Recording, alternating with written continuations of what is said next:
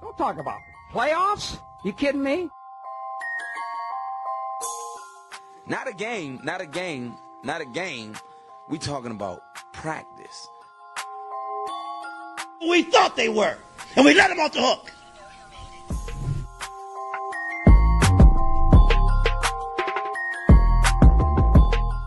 Decide a different need. I'm coming. I'm flat out coming. It's my quarterback. And if you guys do that, man, it's unfair.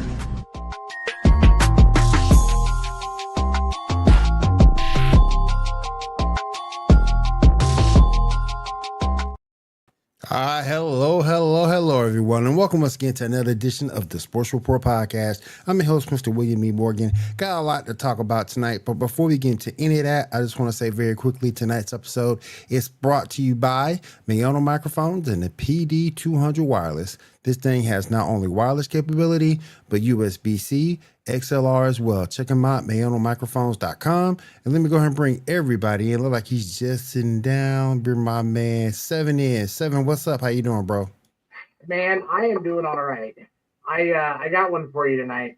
Okay. My son said he wants to invent a pencil with an eraser on each end. Uh-huh. I just don't see the point. Damn. Damn,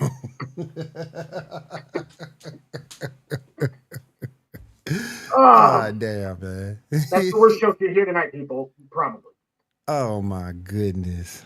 All right, let's go ahead and move on into the rest of the show. Then we're going to bring my man Block It You in. Block It You, how you doing tonight? What's going on with you? Good to see you here again.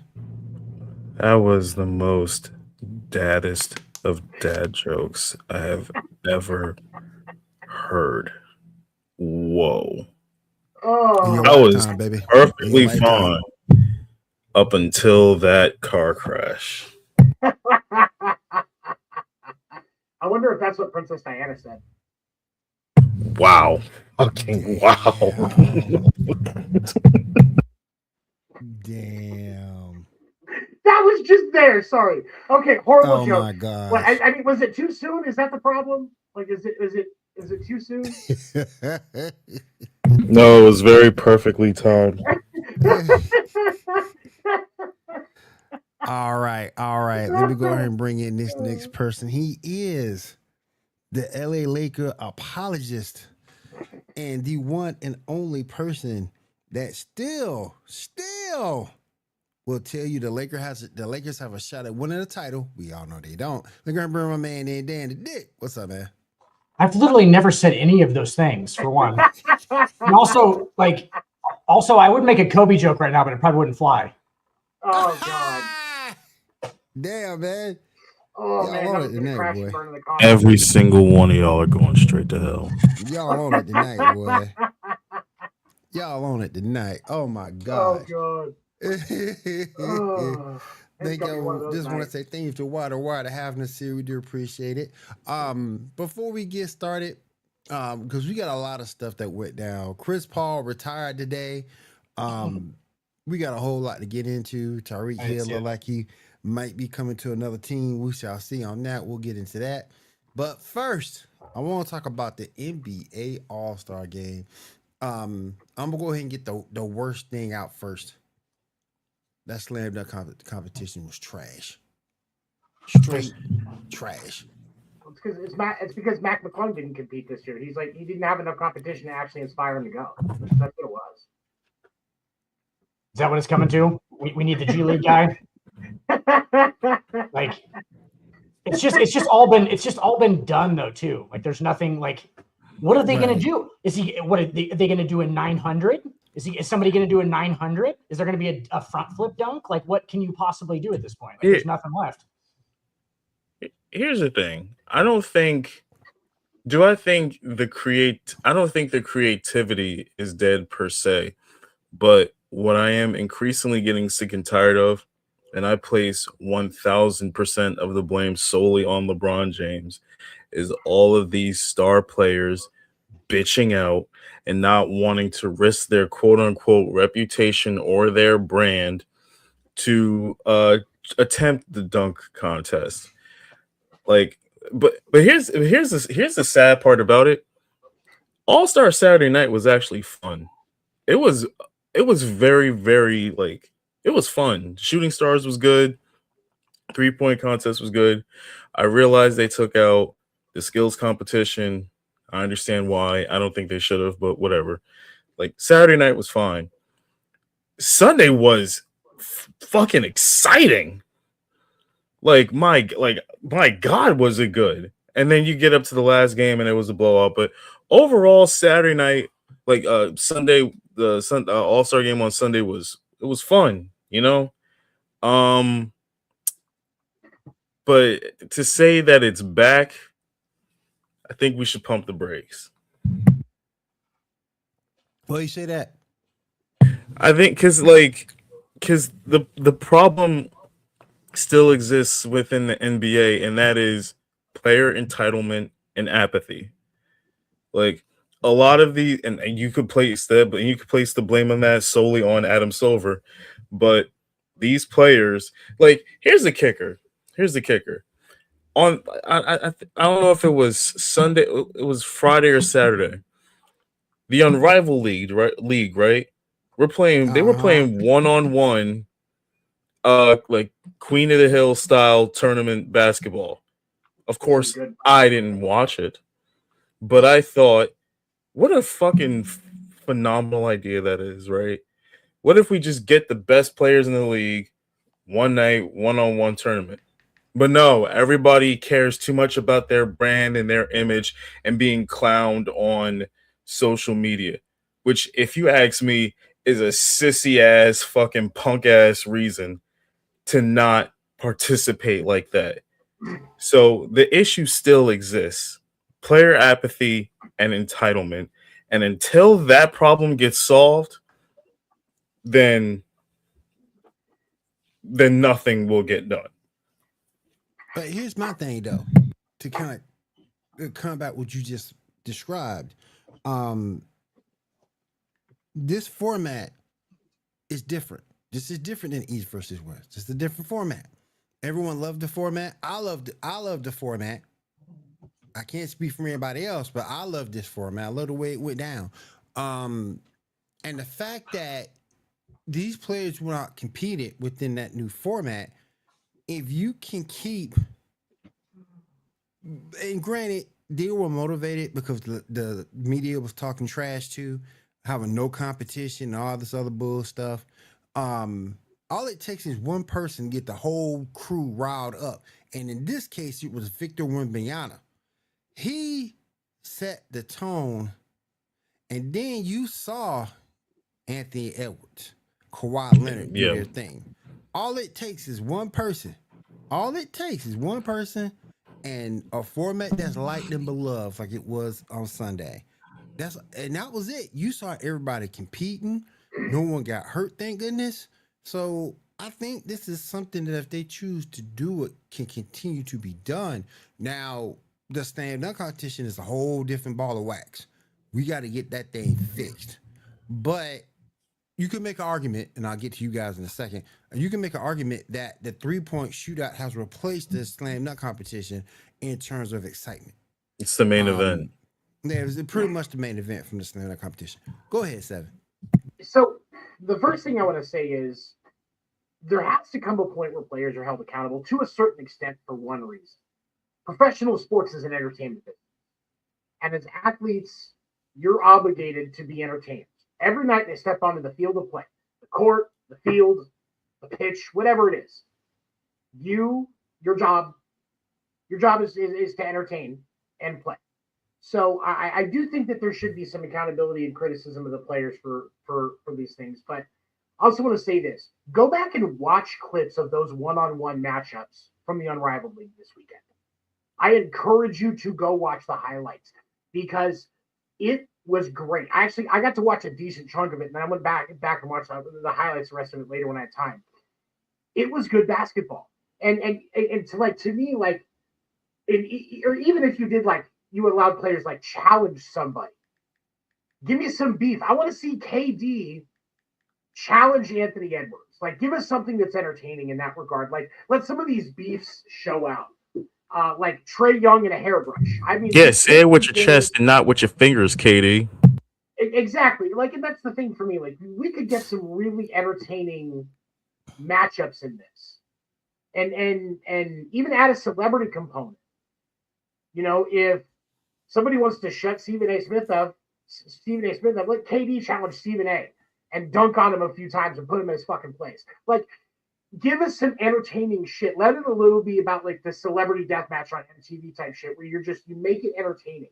That, I think, to me, would give an edge. And you can even replace the dunk contest for a little while. Give the guys a chance to come up with something different and give them something that they're actually enticed to be a part because of that beef factor that can kind of drive professional sports a little bit.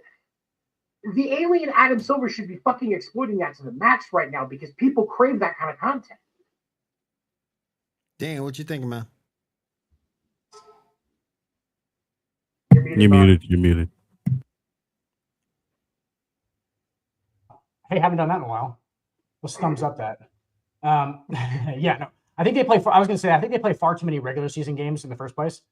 I think 82 is like a lot. I know they played that in the 90s too and whatever, but like, I think that's too many games. That's half as many as Major League Baseball. I feel like a lot of the effort that you're getting on All-Star Weekend is attributed to that, quite frankly. I think that they feel like it's a break for them. You know what I'm saying? Like, I feel like they feel like it's a break for them. They're not wanting to play a whole game when they, it's, I don't know.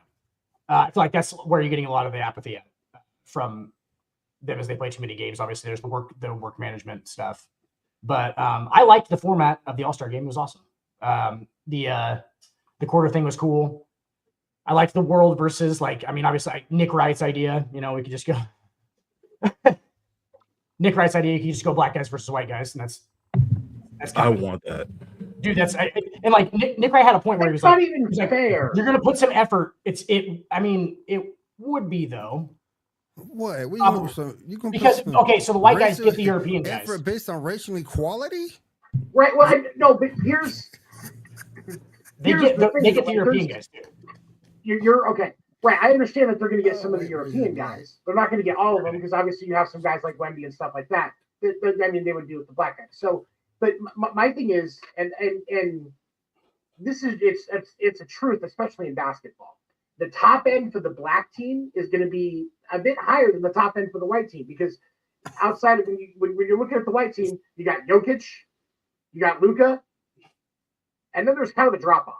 Athletically, it will be. You're correct. Athletically, a little bit. Okay, yeah, athletically, that's what I mean. But as far as I don't think it would be that far off as far as like. Because the white guys would get the European guys. Like, I'm not, you know what I'm saying? Like, because those guys are skilled. Like, obviously, all of them are skilled, obviously. But like, I just thought it was kind of a funny idea because he was like, you see some effort in that game. You see some effort. Yes, you would. Like, you would. Like, he's correct. Like, it's never gonna happen. But like, the black guys get Wemby 7. Yeah. Yeah, I thought you said no. I didn't mean like all the European guys. I mean the European white guys. Yeah. Yeah. I mean, but that's a given, Like so you'd have what? It'd be Luka, Jokic, Cooper Flag. Yeah. See, this is what I'm talking about, though. Listen, if Adam Silver gives a shit Austin about Reeves, ratings, the Great White Hope. I mean, that's what I'm saying. Like, and he does. Like, so, like, I don't think it'll happen though, just because people will be like, it would just be like these networks.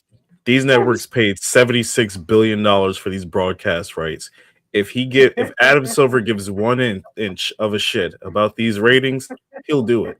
Dude, because it would get outrageous. It would be like, it would be a circus. Like, it would be obviously a marketing ploy. It would be a cultural then white guys versus black guys. The white team would be so top heavy they ain't freaking funny.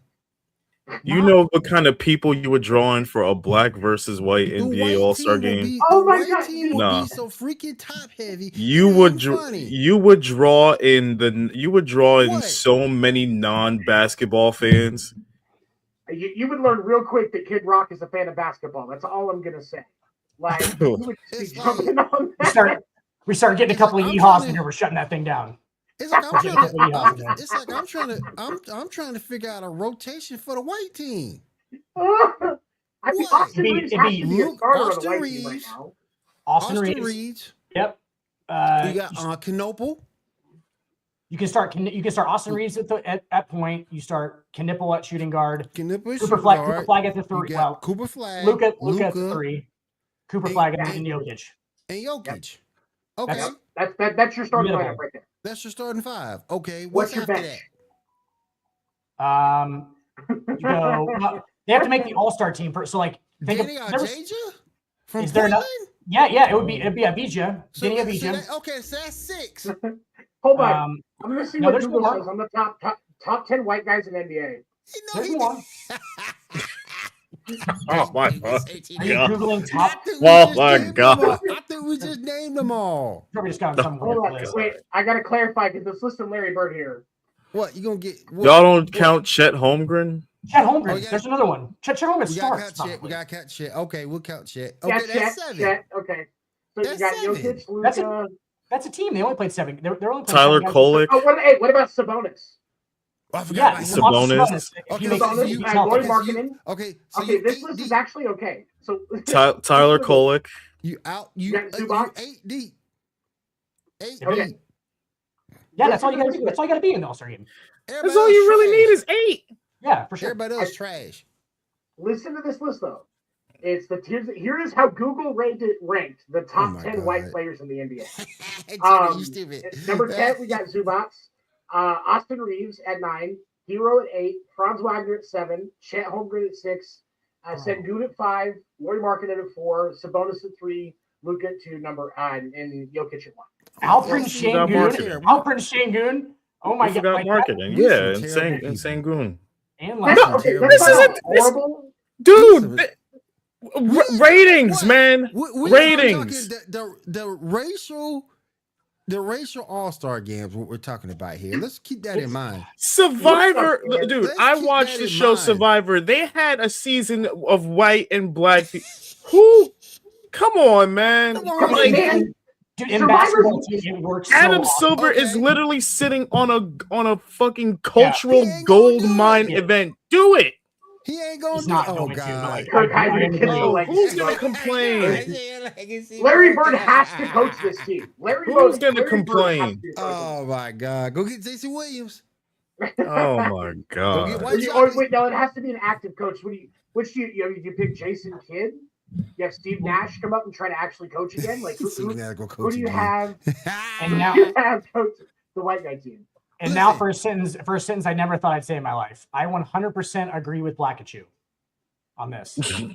Never thought I would say that sentence before. Right? Like, no, I'm saying, like, I would agree with him. Besides, you know how hard the white team would play? Because, of course, all of us are sitting here saying, oh, the white team will obviously lose. Dude, no. And all the analysts will say shit. All the commentators will say that. The white players will actually come out there and really play they will play playoff basketball to beat the black team. For sure, lose by 10. And still just play 10. They will not lose by 10. And still lose by 10. Honestly, I think it would be, especially when I look at that list, it's a little closer. I still think the black team has the edge. But I just think that when it comes to stats at the end of a game like that, shooting and free throw percentage, I'll give y'all all that.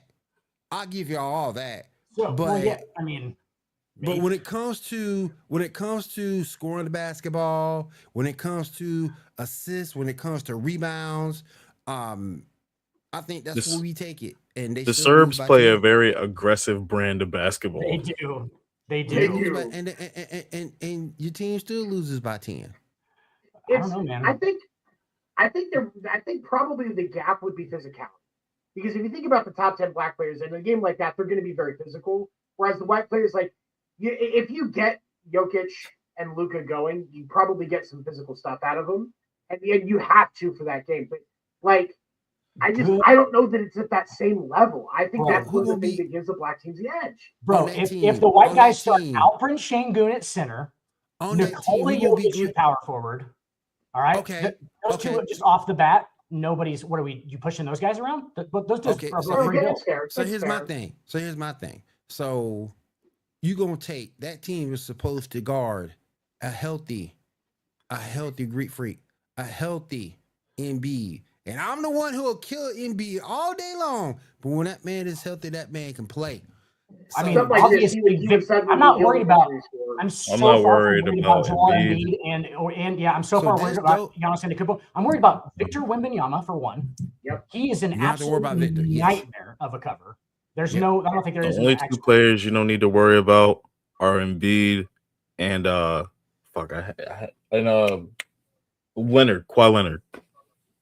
You don't need to worry about. Dominated. That doesn't mean shit. Especially he's still got brittle fucking knees. Listen, hold on. Is Kawhi even a starter on that team? No, I don't think it'll be a starter. I would say I think he'll be a starter bench, because I think go ahead, sir. Because I think because you have to look at it at this point in time in their careers. At the three, who would you rather have? A healthy Jason Tatum or Kawhi Leonard? Jason Tatum. Give me Jason Tatum all day. I'm going to say Jason Tatum. All day. I mean, even off of an ACL. Yeah, for sure. Right now. But although I will argue with Kawhi, while he's not as much of a factor, having him come off the bench, he's going to have more rest. Oh, yeah. You say, if you say, I need you to give me 15 or 20 off the bench. For sure. That's all his ass does is rest. He isn't the defender that he used to be. Injuries have robbed him of that. But as you saw, when he's healthy, he can still put the ball in the basket. Yeah. Well, that's what you use him for. Injuries or laziness. Do you think Patrick Williams was that's like the umbilical cord? like that's the thing I can't go by. Injuries or laziness? I can't go with that take. I'm just saying, man. I've been following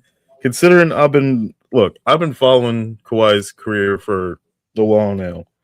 Especially coming off of this, we're still in the midst of this aspiration investigation. Mm-hmm. It's like Stephen A. Smith said, he is a Hall of Famer at doing nothing.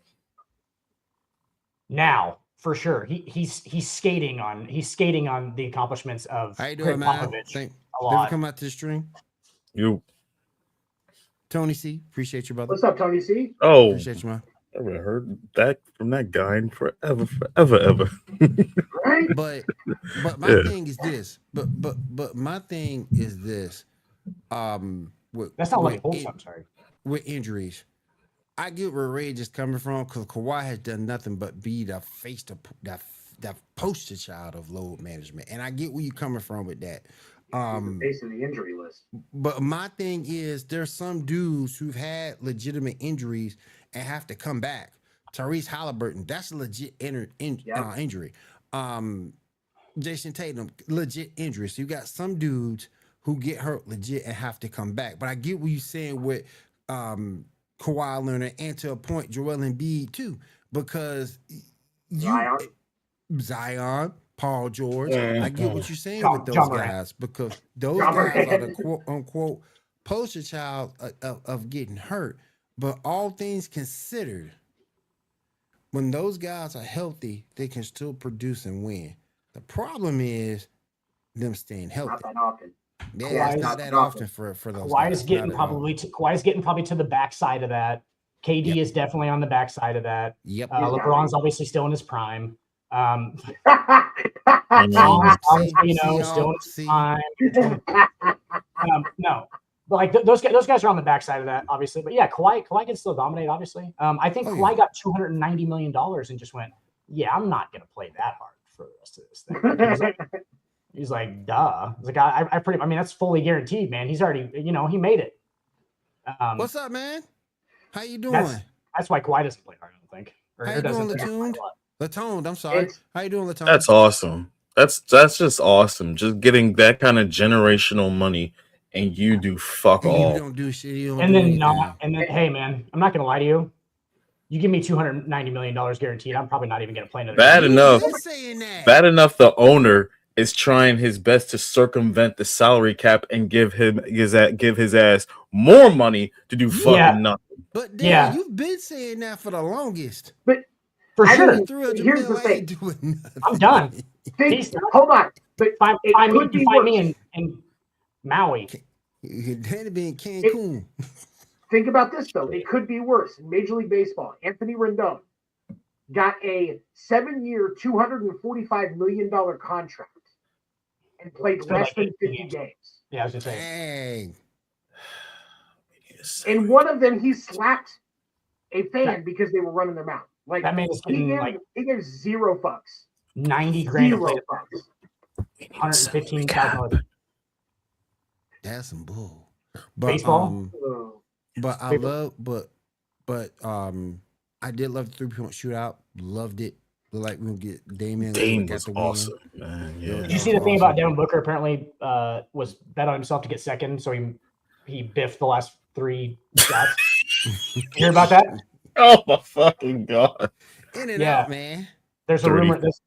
There's a rumor that he had a bunch of money on himself to go, and like I don't know if you watch, he seems like he's in the right spot the whole time. Dirty, filthy gambling.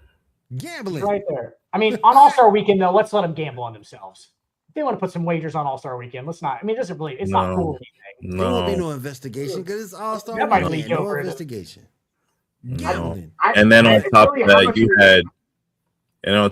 you had Giannis announcing he's part of the ownership of Kalshi. Like, how is this legal? Yeah. Like how is that gambling? It's trading. Yeah. Trading. Yeah. Sir, use your language. Yeah. Trading. Insider trading. Yeah. Exactly. Damn. Yeah. Then we look like we're gonna get Steph Curry playing in next year's 3-point shootout. Looks like we better. Hopefully, we better. Like he's gonna jump into the fray, which would be a good thing. We talked about it. We talked about it this morning at Coffee and Sports. Should we get some of these ladies to come out from the WNBA and team up with some of these guys in the 3-point contest? Because I'd love to see Steph Curry and Caitlin Clark. Hold on, no, that's a bad idea because you're going to get Angel Reese throwing bricks and hitting fans. Is what you're going to fucking get. You have to set a threshold, and Angel Reese can't be a part of that threshold. Oh, and she will say it's because she's black as soon as that happens. I'm sorry, that's just the fucking truth. And I'm not trying to hate, but it's the fucking truth. Here's what I'll say about that. As much as I am a proponent of letting these ladies do this shit on their own and not try to live off of the proverbial teat of the NBA. Too late. I think having the ladies participate in All-Star Weekend in some element would be nice. Like remember when Sabrina Ionescu had that 3-point contest with Steph? That was fun. That was cool. Yeah. I have a thought. What about this incorporating the off-season league, like in what they did with the one-on-one, and actually incorporate that stuff into what they're doing in All-Star Game Weekend and truly give them a chance to showcase their skills so that people can see there's a lot of talent on those rosters. I think that's something that gives the WNBA an advantage and helps them promote. I think it's a promotion thing. You give them the chance to make some money off season. Tony, they have their own. There's a WNBA All-Star Game. Just so everybody knows. They don't have a weekend. Oh boy, because we need a weekend of WNBA All-Star games. Because Hey, look. I was like, hey, when I want to see the best quality of product, you know where I go, guys? I go straight to the old WNBA channel and get that going. Hey, I might be able to start point guard. Some cross, but here's lower the rim down to 6 foot and get it and give them a dunk contest. 9 foot. Oh my god. It'd be better than a 9. trash They only Saturday. needs to be 9. Guys, it'd be better than a trash we saw Saturday. Oh, we're almost out of a concussion. Can we let me, and he did that shit in front of Vince Carter. He did. As soon as he fell and bust his ass on that cart, I immediately turned it off. Hey, and what's up? I was like, this night is over. Then what's up with the you can't go calling out. Yeah. And then what's up with that dude that won? Every time he did a dunk, he danced. They dancing, just dancing after doing some shit we done seen a few 400 times. Yeah, like oh my, like where's the fucking effort, man? So Nobody, where's the like? Like I said, as soon as he busts his ass on the court, the night was over for me. I'm turning this shit off. And you went and fucking bothered Vince Carter for this. And then your team, your Lakers, the hell Jackson Hayes doing out there? Oh, he's not, well. Jackson Hayes wasn't going to look good dunking it regardless. Like, I mean, he did it between the legs in a game earlier this year, which is stupid. It looks like he just took like a step basically and like did it like a crossover dribble between his legs and dunked it. Like he doesn't look great dunking it. He's 7'1" or whatever. Like it's not, he's long. It's not. It looks like he's staying on the ground basically the whole time.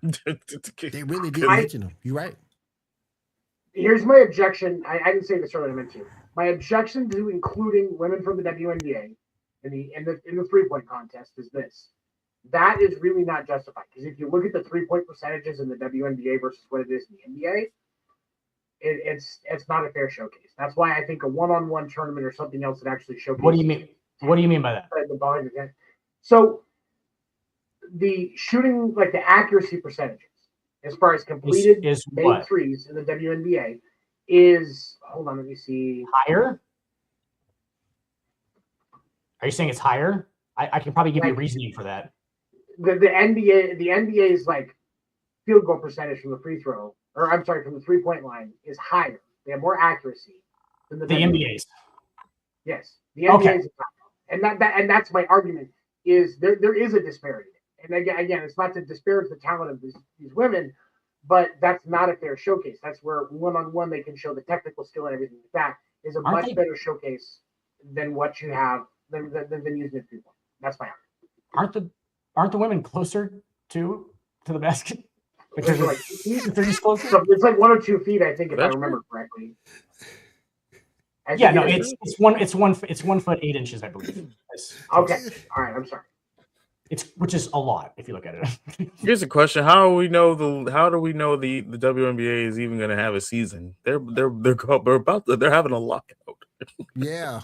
We don't even know yet, man. They don't even know. All these advertisements I've been seeing for the WNBA on NBC, and I'm like, how do you even know y'all are gonna have a season? Yes, there's it's like the same 4 matchups every time because there's only 8 teams, so it's I mean, they added Toronto and Golden State. They'll have 2 more teams coming by 2028. And then that 2 more coming after that for like I think it's Philly and somewhere else that are getting teams too. With what money though? Yeah, dude, that's what I was about to say. What? Oh, so like, you mean so what their NBA team makes? They're just gonna start. That's what this whole lockout issue is about. These ladies, okay, I'm sorry, I don't mean to make this. Look, no, these dude, these ladies want a bigger percentage of the revenue. Of what? And it's like, y'all don't have that kind of money to begin with. So it's like, what is this fight even for? Bro. They wanted it to, in my estimation, they want it their way. There's another way they can get the same revenue, but they want it their way. And I think that's the reason why we're at this particular standstill for the WNBA. And it's ridiculous, to be honest with you. If you can make the same money in a different revenue stream or in a different way, take that money and roll if the money's going to be the same thing. Well, I will say to the credit of the players, in this negotiation for the WNBA CBA, one of the things that they're doing that I like is they're actually working towards making sure that retired WNBA players get a little bit more, especially because of, they didn't really get a lot for retiring. There's not really Lisa Leslie, Diana Taurasi, they're not really getting a lot of retiring from the WNBA, which I get to a point, but the current ladies are still taking the time to make sure that those ones are, get a little bit of a boost as well. And I can respect Gotcha. But yeah, I thought the 3-point shootout was great. I thought the game was great. But that's not saying that. Nah, they don't get it. They don't do it for me. There's a sport. There's a sport on ESPN 8, the Ocho, called barn ball. I'm not joking. This is not a joke. I would rather watch barn ball than watch a WNBA game. The fuck is barn ball?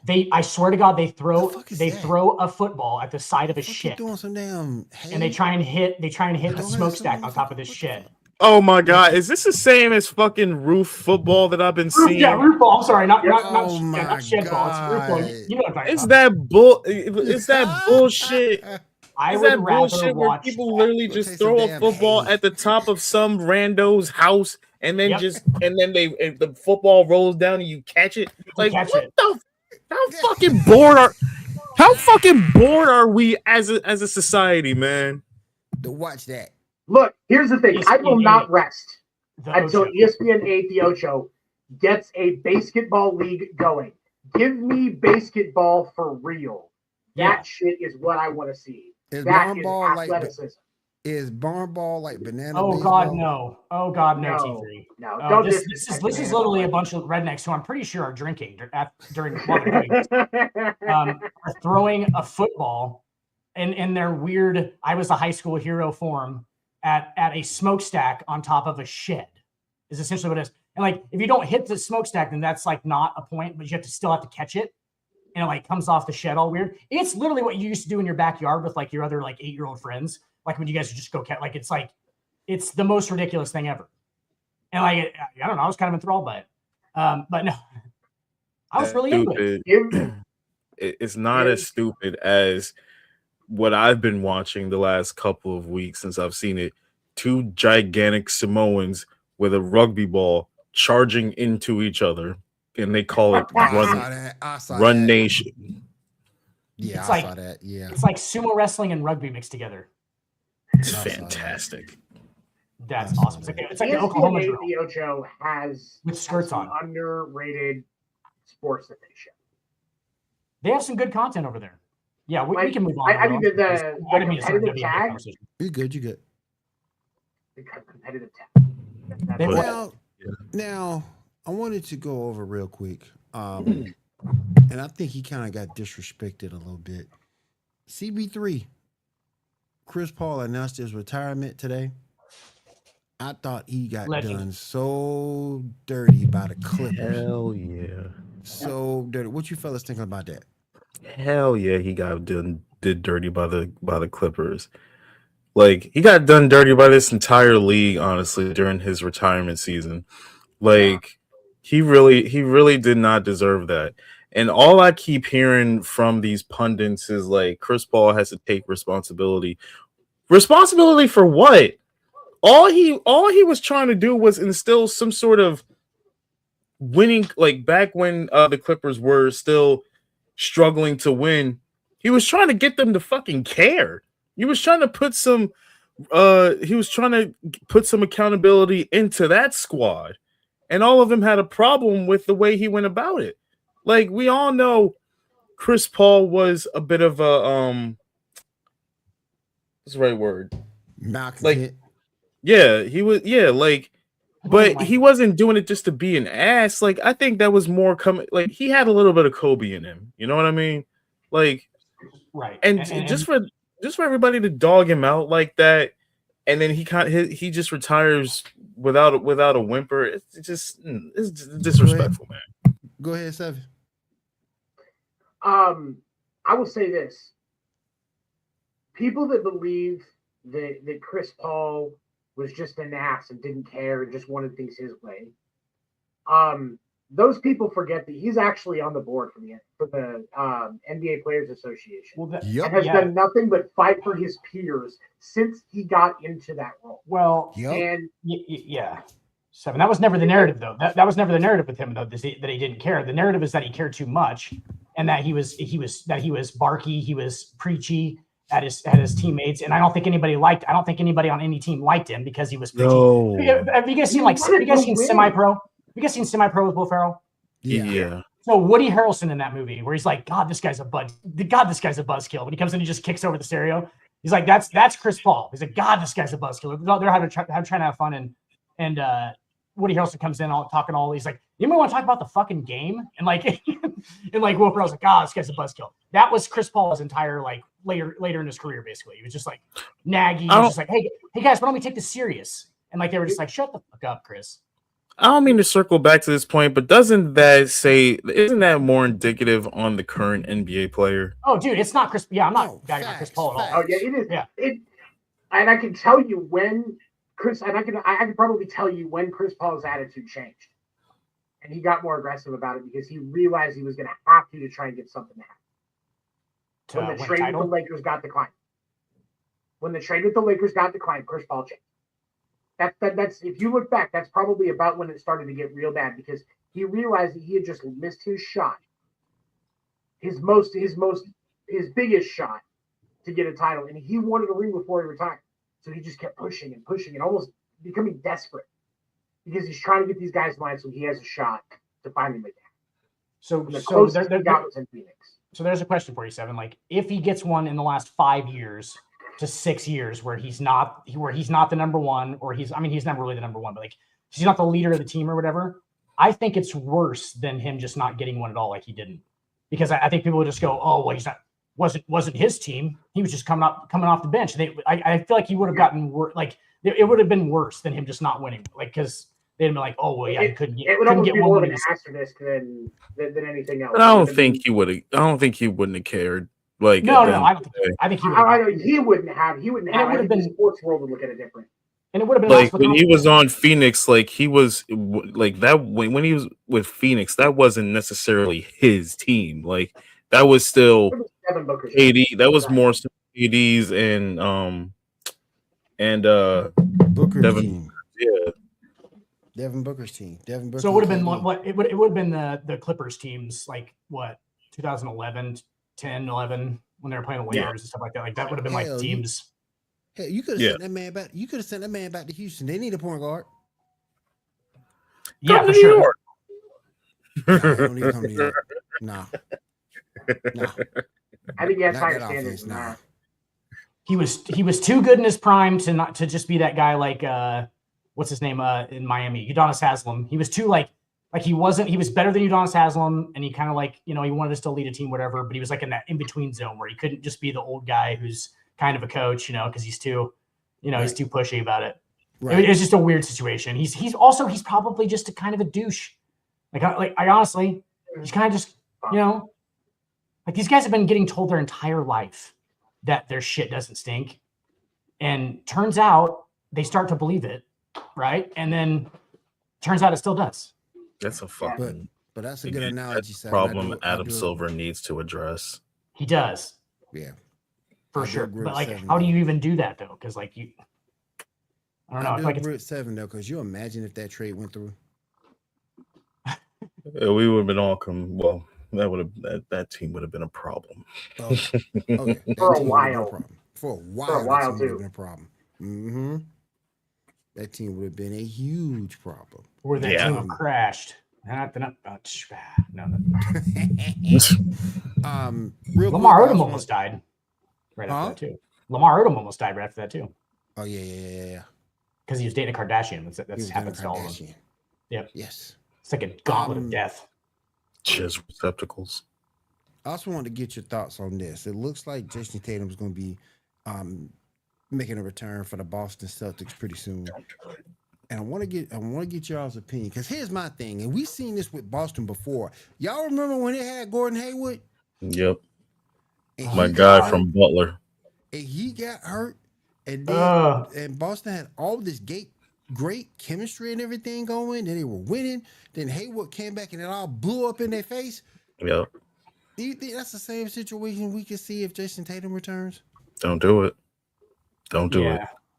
And I'm not just saying that as a New York Knicks fan who has a legitimate shot to win a championship. I'm saying it for the sake of the longevity of your career. Don't do it. Yeah. Get yourself filled up. Get ready for next season.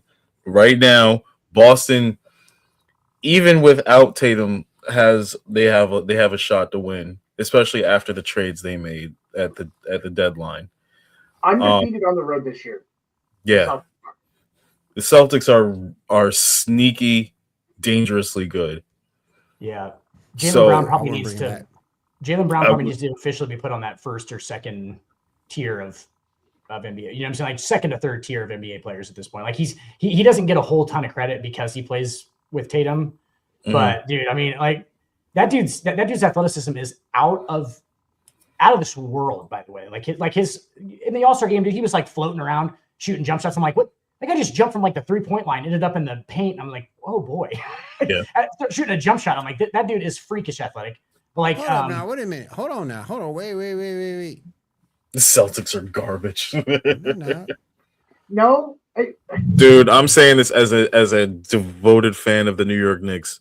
The Celtics are I do not want to see the Celtics in the first round.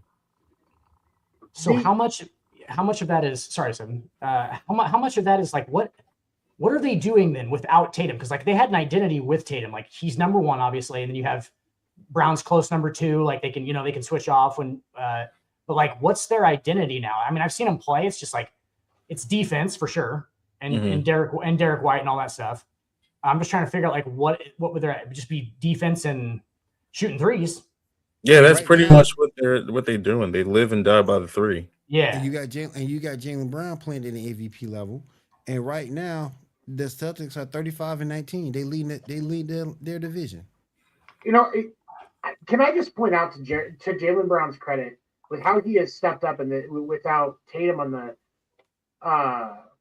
Tatum on the roster. Yep. Jaylen Brown is like what 7 point, like he's averaging 7 points a game more this season than he was last year.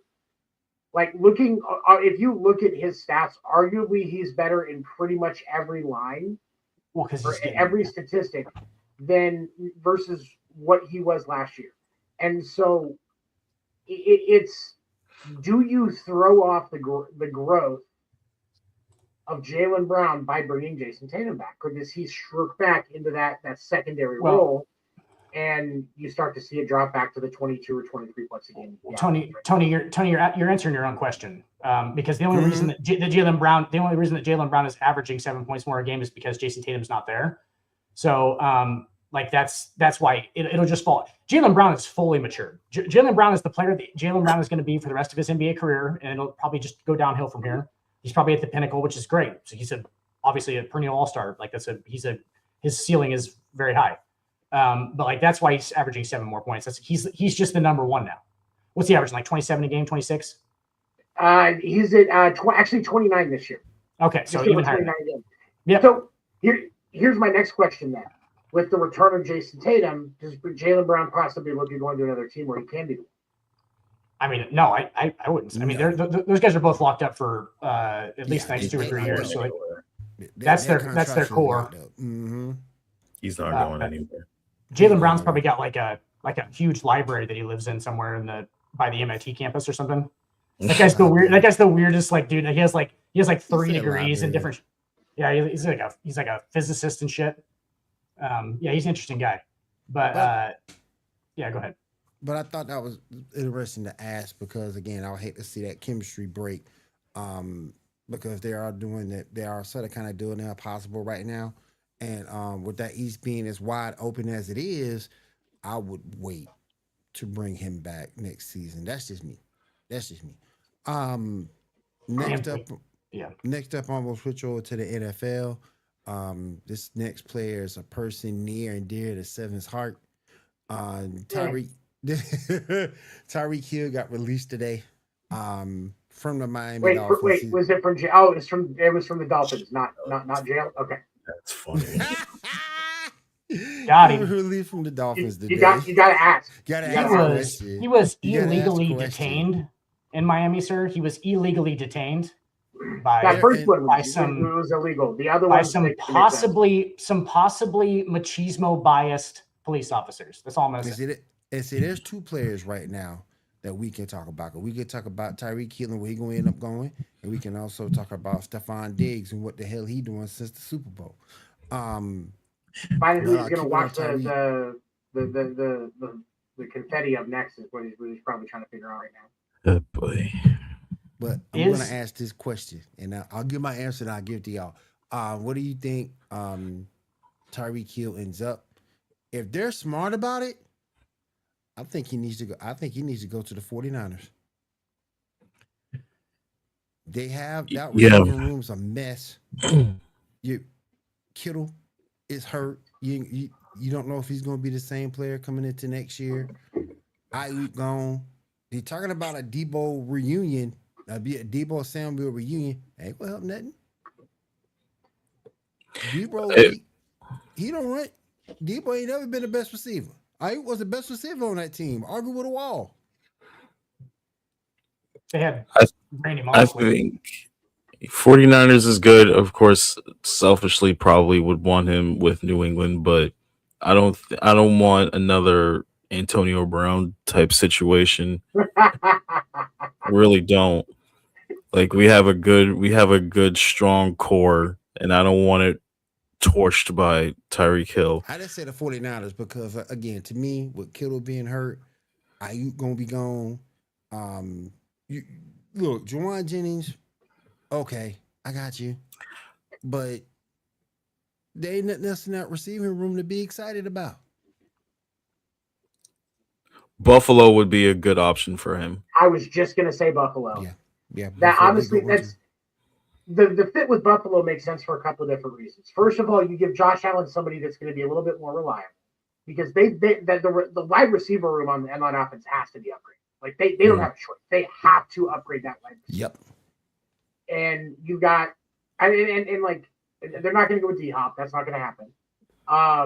So Tyreek actually makes sense, and even if he's not a one, you can still put him as a slot receiver and get a lot of yards out of him because of his speed. He'd be a one on Buffalo. So, like he would be a one, but like I'm saying, even if Buffalo were to grab somebody else that they wanted as the one because of like a young kid that's they're going to be there for a long time, they draft a good one. I mean, they would still have Shakir. Like Shakir would be. Coleman. You still got Coleman.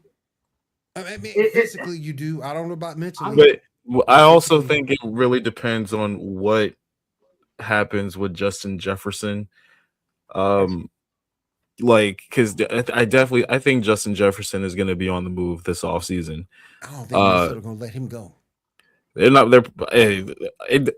There's nothing. Well, there's a lot of things at play when it comes down to Minnesota. First and foremost, they're going to try and lure Aaron Rodgers there. They're going to try. He's taking Pittsburgh. If they can get him, then there would be more incentive to try to keep Justin Jefferson.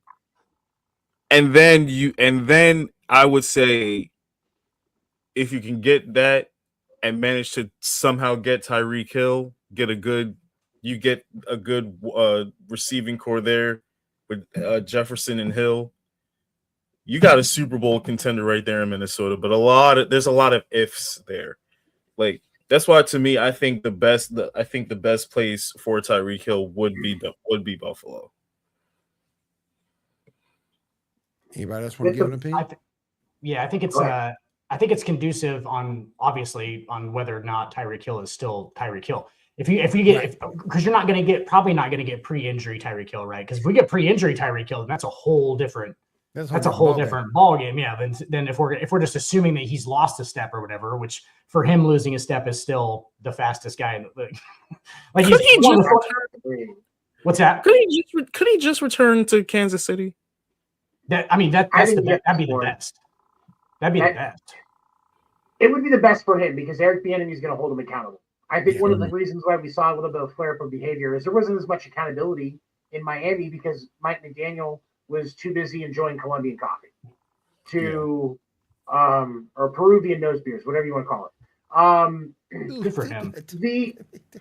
I mean, not judging, it's just a statement. He's the Miami Dolphins football coach. You do cocaine, okay? That's just what you do. But my thing is, you get him with the Eric Bieniemy, you're going to see a lot more accountability. I think you do see close to. Obviously, it's stupid to assume that Tyreek is going to be the exact same as he was before. He's not. It's crazy to think that, but I still think that if you put him in Kansas City, I think that you see a flash from Kansas City this next season that people don't expect. Mm-hmm. I'm not saying he solves a problem, but I think he makes a difference, and I think that the enemy back right there holding him accountable, because once the enemy took over, we saw a completely different Tyreek Hill in behavior and results. Like, there was a lot more consistency, and I think that connection could really, really help him get back on the straight and narrow before he gets out of football. I think you could see probably like the positive part of the Antonio Brown situation if Tyreek goes to Kansas City, because like, remember like when Antonio was with Ben Roethlisberger, he had like 110 plus catches, like 3 consecutive years, and like that was just him like within a 10-yard zone, like he was just quicker than everybody else. Like Tyreek can probably still be that, you know what I'm saying? Like, I don't know if he can be like the full. Obviously, he's not going to be the full guy. Like, he can run a route, and obviously, Duke can catch the ball. Like, there's no, and he's got chemistry with Mahomes, and you have Patrick Mahomes as your quarterback, which helps every receiver. The other thing that is going to incentivize Kansas City to look at this is because at least at the beginning of the season, because with Rashee Rice getting in trouble again, I'd be willing to bet he gets suspended for the first half of the season. I don't think they cut him as much slack as they did last time. So I think the result of that is if you have I can't remember his legal trouble. He was doing something stupid. I can't remember what it was right now, but he's going to end up facing some trouble for it once the legal stuff is settled. And I think I know he got in trouble in that car wreck. Well, no, there's been like some DV and some other stuff. Different one. Okay, I didn't hear about the second incident with him. Okay. Yeah, he's out there running amok. Will. Yeah, he's running domestic violence. Yep. Is that what DV stands for? I didn't know. And so Kansas City is going to want somebody familiar in that one spot, but once Rashee Rice gets back, you can move Tyreek Hill to the slot, and you have at least hopefully somebody that can help mentor Rashee and still have some consistency in that wide receiver room. So I know Kansas City will try to make it happen. Whether it happens, I don't know. I think the Buffalo would benefit from him. I think that there's a few different teams that would benefit from somebody like Tyreek Hill. But who's actually going to make it happen, and where does Tyreek want to go? That's really going to be the question. Is it proof that we live in the Matrix if Aaron Rodgers goes and plays in Minnesota? Because that's the same pattern as when like Favre. Yeah. So like there was so then like Jordan Love will just like complete the Matrix thing. Like, so Jordan Love will leave and go to But do y'all see him live in New Pittsburgh York. with Mike McCarthy there, his old coach? He's staying in Pittsburgh. That team is. Oh, for sure. Yeah. That team is cooked. He cooked. They are. I was actually, you know what I was surprised about, Will? That Mike Tomlin did not go to he's using Mike McCarthy is a weak. I thought about you. I thought about you when he walked out. I thought about you. I think we're just I think it's a matter of time. Matt Rule doesn't have a good season. You never know. Rule is just warming that hot seat for old Mikey. They better win quick though. Tomlin's coming to Nebraska, baby. Hey, he better win quick though. Culture has changed here. We're a basketball school now. He better win quick though. You're a volleyball school. We've always been a volleyball school, bud. Don't you ever forget that. Don't you ever forget the libero. Because boy, if he come in there and lose it, boy. In Nebraska? It's in Nebraska. He come in and lose it to Nebraska, boy. He gets the old high school moving signs in his yard. Heck yeah. Week one, we're just like, this guy doesn't know how to coach. He doesn't know how to coach. All the fucking Nebraska fans. Can you just imagine Mike Tomlin trying to go sit in somebody's house and recruit? Yes, dude, that's the best. No, I actually can see that. That's the thing. Do it in Nebraska, boy.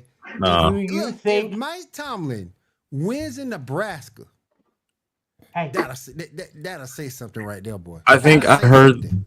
I think I heard this If from he Mike wins in Florio. Nebraska, or I'll make it better yet. Let him go to Virginia and win over in Virginia. I'm telling y'all, West he Virginia. won in Yeah, them yeah. two places. What? Yeah. I think I heard this idea man, from be a Mike god. Florio. I heard this idea from Mike Florio. Mike Tomlin would fit.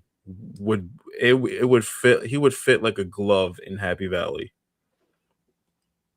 Go to Penn State. They just hired.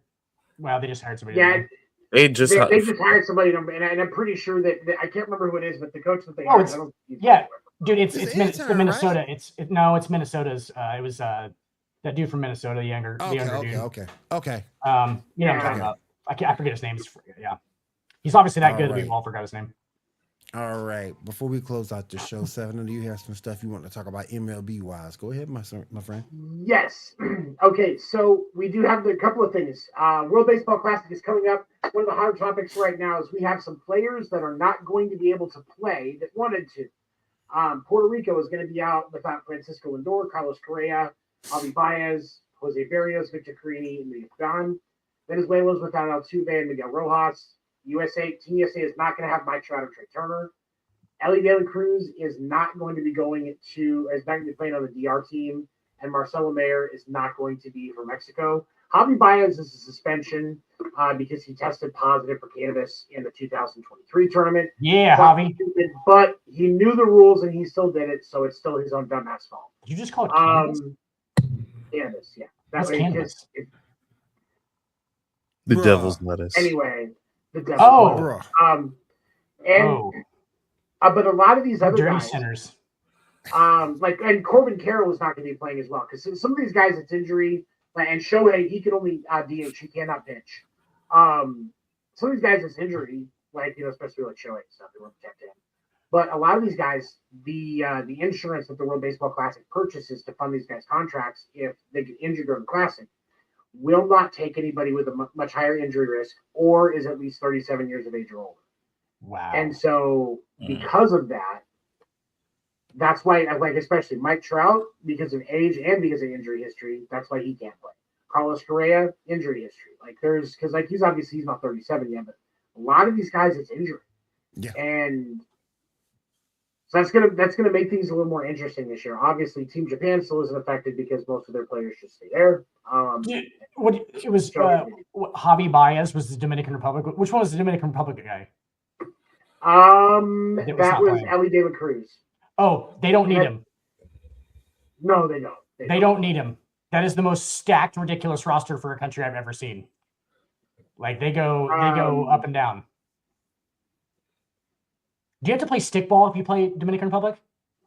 I think that's where they all start. And Ellie's is I think he's recovering from the injury. That's how it starts. But that team is also good.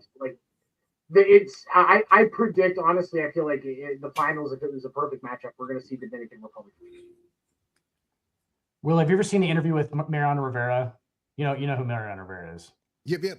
Okay, he's talking about playing in the Dominican Republic, when he's growing up, and he had a cardboard glove that he played with for 5 years, and he said he just fit over his fingers, he just had it fit over his fingers. He said it was just basically a glove made out of cardboard that was in tape. And he played with it for 5 years, dude. Yeah, and he was catching pitchers with the cardboard glove. That's dedication. And I was that's That is some dedication, though. It's how do you? Oh, that's how you get so good. It's because they're hitting me with bats that just in a ball that's probably halfway eaten by a cat or something. Who knows? What's going on? You know what I'm saying? They hit that thing into the garbage cans and they can't find it. Losing baseballs all the time. That's like me. When I was younger, I wanted to be a wrestler so bad. I made my first championship bet out of cardboard. Hell yeah. We all did. We all did that. Yeah, we all did. Well, your belt wasn't functional though. You know what I'm saying? Mariano was using a functional, he was equipment glove made out of cardboard. Yeah. Is just ridiculous. Cat Town should pitch for the DR. There is Cat Towns is a catcher. Trust me. There is nothing. There is no question. He's a catcher. Hey, girl. And Yeah. They should he pitch. also- I just got that. and probably in baseball too. But he's a catcher. Hey, Anyway, girl. also, Him and Dwight last Howard. week, media day for Cactus League, for the Cactus League, the league talked about the implementation of the ABS challenge system that will be coming to the Major League Baseball this season. Each team gets 2 challenges per game. You lose the challenge, your team loses their challenge, but if you win, you keep it, obviously. The pitcher, the catcher, and the batter are the only ones that can challenge. They cannot look to the dugout for support. They have to do it in the moment. If they run out of challenges going to extra innings, this is one of the things we clarified. They get an extra challenge for the extra innings. If you still have 1 left, you still have 2 left, you don't get one.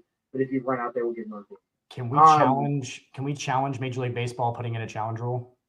I would like to challenge Major League Baseball. There is also, and I wanted to get your guys' input on this because this is something that kind of pisses me off, and I'll get your guys' input first. So Major League Baseball is asking broadcasters this year to not show the ball, the batter's box, and the ball and strike, and whether it's a ball or strike in the moment with the pitch. The K zone. K zone, right? They want them to pull the K zone to make sure that teams can't tap into the broadcast and try to use that to decide when to challenge pitches. Bro, when did they not just go, this is becoming a problem now?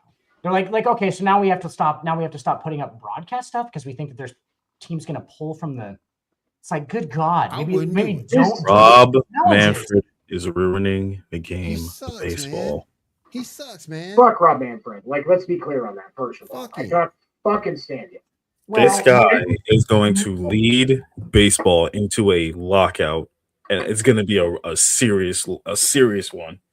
It's like Manfred and millennials, because he's trying to sell it to the young people, and they're not watching it unless it's like quick, and it's got to be a 2-hour-long game because they need to go have a craft beer afterwards. I guess I have no idea what we're doing. Here's the thing. Who's worse? It's definitely Adam Silver. Adam Silver's an awesome commissioner, by the way. Here's the thing. He has his flaws, but he's done really well. I like Adam Silver a lot more than Rob Manfred. No. Here's the thing. I can give Rob Manfred some props for making the game a little quicker and making, well, at least for me, I can watch baseball. I don't mind the pitch clock. Like, it makes the experience more quicker for me. Like, I can enjoy baseball on nights when I usually wouldn't watch it during the summer. Adam Silver, top to bottom, has ruined the National Basketball Association. Top to bottom. Like, I'm sorry. I agree and I disagree. And I think where I disagree is I feel like because as much as David Stern had to work with in the NBA, Adam Silver made it far more marketable than David Stern. Yeah. And it's a for-profit entertainment business. So I think that the key points he succeeded there because honestly that's kind of his job as commissioner is to do that and protect the shield, protect the brand. Whereas with Rob Manfred, he has actually diluted the brand. Like there are certain things there are certain things that I agree with, especially when you look at like the pitch clock, and there's a couple other small things that I do, like fixing pace of play to an extent because we didn't have issues before, but then in the 80s and 90s they started fucking around at the plate and on the mound a lot more, and this is almost a requirement to counteract it. But there are so many different things in the way that Rob Manfred has handled it that instead of being a mediator between the players and the owners, he has furthered the already problematic gap between players and owners. And that's what's leading us into this lockout. That's going to be worse than what happened in 1995. Yeah. Well, okay, here's the question that I have, right? How do I word this? What is more tolerable? How Rob Manfred is furthering the divide between owners and players, or how Adam Silver has given too much power to the players? The players are the product, though, and I can't disagree with the players having power. Because because not to cut you off, you don't want a situation like what the NFL is. Now we all know the NFL is king, but I think we all can agree that the way NFL players are being treated still isn't great. They don't have a whole lot of leverage, but you see what happens when you give them too much power. The NFL players don't have a whole lot of leverage, though. Sorry, Tony. The NFL players don't have a whole lot of leverage, I don't feel like, because of the longevity of their careers, though, often. Because it's such a violent sport, and because their future is never really guaranteed. As far as like, basketball players, I mean, these guys are like, we know that Jason Tatum's going to play for 15, 16 years, right? Like LeBron James, year 23. Like, these guys are playing because it's not there's not as much harm being done to their bodies. You can keep up with the sport more, I think. And I think that they know that those players are there in the NBA for like more longevity. So they're allowing them to have a lot of sway and stuff, obviously, because they've been around forever. And so I feel like the NFL kind of filters through their players quicker. And it's like, you know what I'm saying? Like, because it is a more volatile sport to play, I guess. Yeah. That makes any sense. This is the last thing I'll say. I can appreciate Rob Manfred's approach to growing the game and making it more accessible. Rob Manfred has been good, progressive, a good customer service. He's been a good customer service commissioner. Yeah. Adam Silver's problem is exactly that. He has a problem with customer service, and it's been shown in the ticket prices, the games being less accessible. Hold on. No. I can't blame ticket prices on Adam Silver, and here's why. Matt Ishbia went into Phoenix, and in the last couple of years since he took over, he has bottomed out concession prices in that arena. He had switched the games to being on a local broadcast or local over-the-air TV channel. Mm-hmm. You can pick up Suns games, almost every single one of them, with just making sure you have your antenna. Fox Sports Southwest. Yeah, and it's no longer on the Fox Sports channel. It's no longer on Daily Sports, those things like that. RSN, and so Peacock. The owners have the ability to fix that problem. I can't put that on Adam Silver because we watched Matt Ishbia just do it. Now, but we also know that Jerry Reinsdorf's not going to drop the ticket prices for the Bulls and drop the concession prices at the arena in Chicago. Nope. Genie Bus ain't dropping. Genie Bus isn't going to do that. I know James Dolan ain't. I spent $537 to watch them on Christmas Day. This is what I'm talking about. This isn't the owners are choosing how to do this. Good point. Adam Silver can only do so much. He can advocate and say he likes what Matt Ishbia is doing, or these other a couple of these other owners have kind of done that. Like we look at what they did with the Mercedes-Benz Dome for the NFL for where the Falcons play, and what Arthur Smith. Arthur Blank. Arthur Blank. Okay, sorry. What Arthur Blank did with that, like the owners have the choice. Shut up. You didn't notice. Will didn't notice what he just did right there. I did. Okay. Both white guys. I know. God damn it. Yeah. You ain't know it did though. Listen. But anyway, like the owners have the ability to choose to do this. Look at Arthur the Ant was black. God damn it! That's why I associate with it. Okay. So it is. That's where black ant. He's an ant. He's black. Yeah, because ants are black. Anyway, not all of them. Usually, red ones. Oh my god! But, red ones. The owners have the ability to do that, but they're not doing it because they don't see it as profitable. Whereas Matt Ishbia is trying to reestablish that brand, bring Phoenix back to the Suns. But you have to understand, though, there's a difference. And also incentivize Mercury games because with that concession stand price, when you go to a Mercury game in Phoenix, you're spending a lot less, and that gives you more incentive because the tickets are cheaper, the concessions are cheaper. You can go see a basketball game live, and it's good basketball because Matt Ishbia's not making any money. But then here's also, he breaking even. But then this is the absolute last thing I will say. Like what also how Adam Silver has an issue with customer service, and I understand partially this is not his fault, but like I will never forget. It was a few years ago. It was a Saturday primetime game on ABC. It was Spurs Warriors, and both teams set their star players out. Now that has become a reoccurring issue in the league for years now. They do have to fix that. Like and it's like taking a load management, they gotta fix it. If I got a ticket to a Knicks game and they tell me right as I'm sitting in the seat that Brunson Cat aren't playing, I would feel ripped off. He'd be mad as hell if Cat ain't playing. I don't care if it's against the fucking I don't know. I don't care if it's against the Nets. I would feel ripped off if my star players were just sitting. He'd be mad as hell if Cat ain't playing. On that random day that you just went to, like, you had enough money to go to the game and shit, and it was like, and they just ruined it basically from the very beginning. Yes. But, because what they wouldn't do is if we're going to do load management, we need to do it more planned. So you're going to announce at least 2 weeks before, all right, this guy's going to be sitting in this game for a load management. They won't do it, though, because ticket prices, when those things happen, would fucking bottom out that quick. Right. I'm gonna have to be this guy. What's the solution? Just real quick, I'm gonna have to be this guy. So a lot of people gave LeBron James shit for the whole load management thing, and guess who doesn't load manage at all? Plays on back-to-backs and everything. He's like he hasn't been load managing at all for like the last couple of years. He's 41 years old. We would expect him to be load managing at this point, and he doesn't do it. And I think he got a lot of shit for that. Just throwing it out there. He did get a lot of shit for that because I don't think he was ever the one doing it. Kawhi was the poster boy. He still misses games though.